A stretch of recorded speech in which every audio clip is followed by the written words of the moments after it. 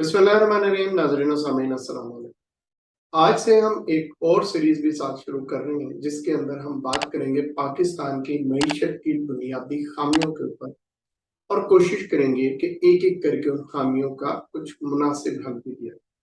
मेरी कोशिश होगी कि मैं इसमें उन पहलुओं के ऊपर बात करूं जिनके ऊपर हमारे मीडिया के अंदर, अखबारात के अंदर, टीवी चैनल्स के ऊपर, सियासी गुफ्तगू के अंदर ज्यादा बातचीत नहीं होगी, लेकिन उनको मैं बहुत आसान अल्फाज में मिलाने की कोशिश करूंगा मईशत के बुनियादी मसाइल।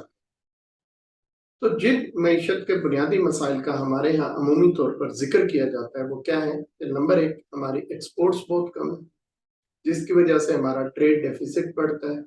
ट्रेड डेफिसिट जब बढ़ता है तो हम उसका कुछ हिस्सा तो बैरून मुल्क जो पाकिस्तानी काम करते हैं और यहाँ पर अपने पैसे भेजते हैं, रेमिटेंसेस जिसको हम कहते हैं, उसके जरिए पूरा कर लेते हैं। कुछ हम एफडीआई यानी फॉरेन डायरेक्ट इन्वेस्टमेंट के जरिए पूरा कर लेते हैं, लेकिन ये गैप काफी ज्यादा होता है, भर नहीं पाता।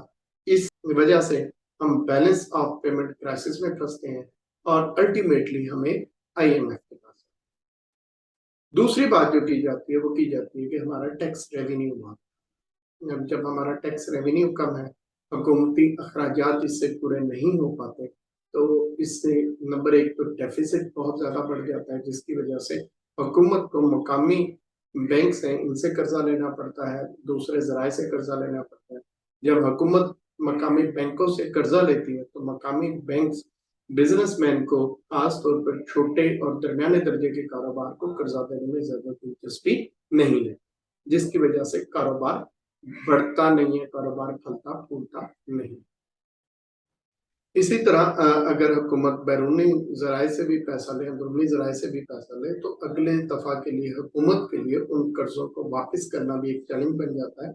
यही वजह है कि आप देखें तो हमारे जो बजट है इसके अंदर जो डेट सर्विसिंग है यानी कर्जों और उन पे होने वाले सूद की अदायगी, वो हमारे बजट के इस वक्त सबसे बड़ा पोर्शन बन चुकी है और ये हमारे सर के ऊपर एक बहुत बड़ा खतरा बन के मंडला रही है, क्योंकि ये मुस्तकबिल में भी बढ़ती ही चली।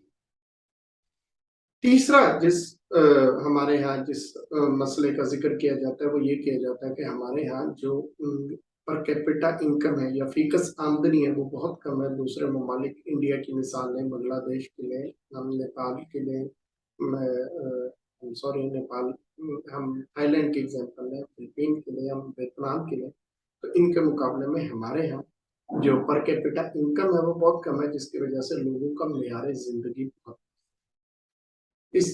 अगर हम इसको प्रीवियस मसले के साथ जोड़ दें तो ये बात है कि चूंकि लोगों की आमदनी कम है लिहाजा वो प्राइवेट तौर पर अपनी सेहत के लिए, अपने बच्चों की तालीम के लिए ज्यादा पैसे नहीं खर्च करता, और क्योंकि हुकूमत के पास भी जो टैक्स रेवेन्यू इकट्ठा होता है वो कम है और उसका डेफिसिट यानी खसारा ज्यादा है, तो इसलिए वो भी तालीम, सेहत और इस तरह के बुनियादी चीजों के ऊपर ज्यादा पैसा नहीं लगा। अगली बात ये की जाती है कि हमारी प्रोडक्टिविटी कम है। अगर मैं पिछली बात से इसको लिंक करूं तो इसका मतलब ये होगा कि हमारे यहाँ चूंकि लोगों की तालीम के ऊपर, लोगों की सेहत के ऊपर ज्यादा खर्चा नहीं किया जाता, ज्यादा पैसे नहीं लगाए जाते, ज्यादा ध्यान नहीं दिया जाता, तो इसलिए हमारे यहाँ उसकी जो क्वालिटी है वो बहुत कम है।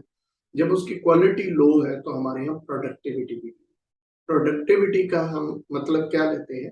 अगर हम लेबर प्रोडक्टिविटी की बात करें तो लेबर प्रोडक्टिविटी से मुराद ये लिया जाता है कि एक मशीन एक शख्स के पास है तो वो उसके ऊपर कुछ देर काम करके, मतलब 1 घंटा या 2 घंटे या 1 दिन या 1 महीना या 1 साल, जो भी आप इकाई रखते हैं, उसकी मदद से वो उस मशीन पे काम करता है, तो वो उससे कितनी मालियत की अशिया बना, वो जो अशिया बनाएगा उसकी मालियत कितनी है। जहाँ पर लोगों की टेक्निकल स्किल्स अच्छी होगी, जहाँ पर लोगों की तालीम अच्छी होगी और सेहत अच्छी होगी, तो वो काम ज्यादा तेजी से भी कर सकेंगे, फिर वो ऐसा काम भी करेंगे जिसकी मार्केट में कीमत ज्यादा है। तो जब वो ये काम करेंगे और उनकी मार्केट वैल्यू ज्यादा होगी तो हम कहेंगे इसकी प्रोडक्टिविटी ज्यादा है। इसी तरह मशीनरी की प्रोडक्टिविटी की भी बात की जा सकती है। जदीद मशीनें लगाएंगे तो वो कम वक्त में ज्यादा चीजें भी बनाएंगे और ज्यादा कॉम्प्लेक्स चीजें बनाएंगे जिनकी मार्केट में कीमत ज्यादा। और अगर हम पुरानी मशीनरी, आउटडेटेड टेक्नोलॉजी के ऊपर इन्हिसार करेंगे तो हम ज़्यादा वक्त लगाकर उतनी चीज़ें बना सकेंगे और बहुत ज़्यादा कम्प्लेक्स चीज़ें होंगी तो वो नहीं बना सकेंगे, जिसकी वजह से मार्केट वैल्यू भी हमें कम मिलेगी। तो इसको हम कहते हैं कैपिटल प्रोडक्ट। इसी तरह एक ओवरऑल भी हम प्रोडक्टिविटी का मतलब लेते हैं, जो इससे मुराद ये होती है कि जो आपके कानून नाफिज करने वाले इदारे हैं, जो आपका दीगर इदारे हैं जो आपकी इकोनॉमी को डिराइव करते हैं, जैसे स्टेट बैंक ऑफ पाकिस्तान हो गया, एफपीआर है आपका, एसएसीपी है, और कंपटीशन कमीशन ऑफ पाकिस्तान है।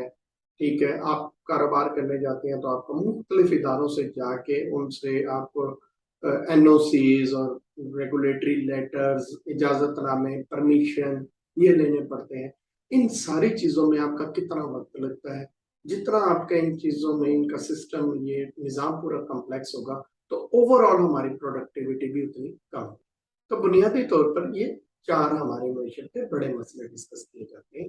एक, एक्सपोर्ट्स कम है, दूसरा टैक्स रेवेन्यू हमारा कम है, तीसरा हमारी जीडीपी कम है और चौथा हमारी प्रोडक्टिविटी। मेरे ख्याल में ये चारों चीजें जो है ना, या इनमें से अगर आप प्रोडक्टिविटी, कई लोग इसमें से प्रोडक्टिविटी को निकाल देते हैं क्योंकि वो कहते हैं कि प्रोडक्टिविटी की वजह से ये थी है, ये अपना अपना पॉइंट ऑफ व्यू है।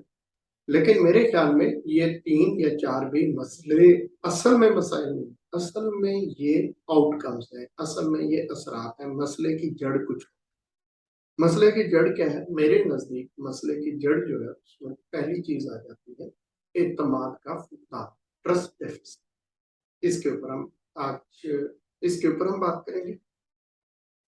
दूसरा हमारे यहाँ आ जाता है कि हमारा जो इंसेंटिव स्ट्रक्चर है, लोगों को उनके काम का रिवॉर्ड देने का, उनके काम का मुआवजा देने का जो एक पूरा निज़ाम है, वो हमारा बिल्कुल आउटडेटेड है। वो यानी मौजूदा हालात के लिहाज से वो मुताबिकत नहीं है।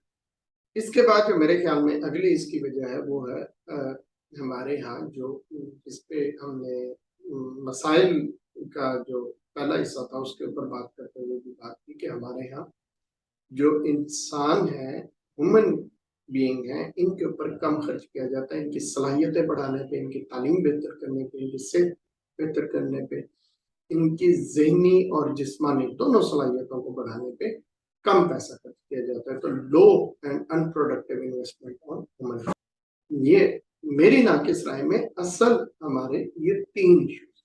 अगर हम इन 3 को किसी तरह हल कर लें तो हमारी एक्सपोर्ट्स भी बढ़ेंगी, हमारा टैक्स रेवेन्यू भी बढ़ेगा, हमारी जीडीपी भी बढ़ेगी और हमारी प्रोडक्टिविटी। तो इस वीडियो का भी मैं यहीं पे खत्म कर रहा हूँ। इंशाल्लाह अगली वीडियो में मैं तफसील से बात करूंगा पहले मसले ट्रस्ट डेफिसिट। इसके ऊपर आप अपनी राय से कमेंट्स में जरूर आगाह कीजिएगा, क्योंकि जैसे जैसे आप राय देते रहेंगे हम इस डिस्कशन को आगे बढ़ाएंगे। बहुत शुक्रिया। अल्लाह।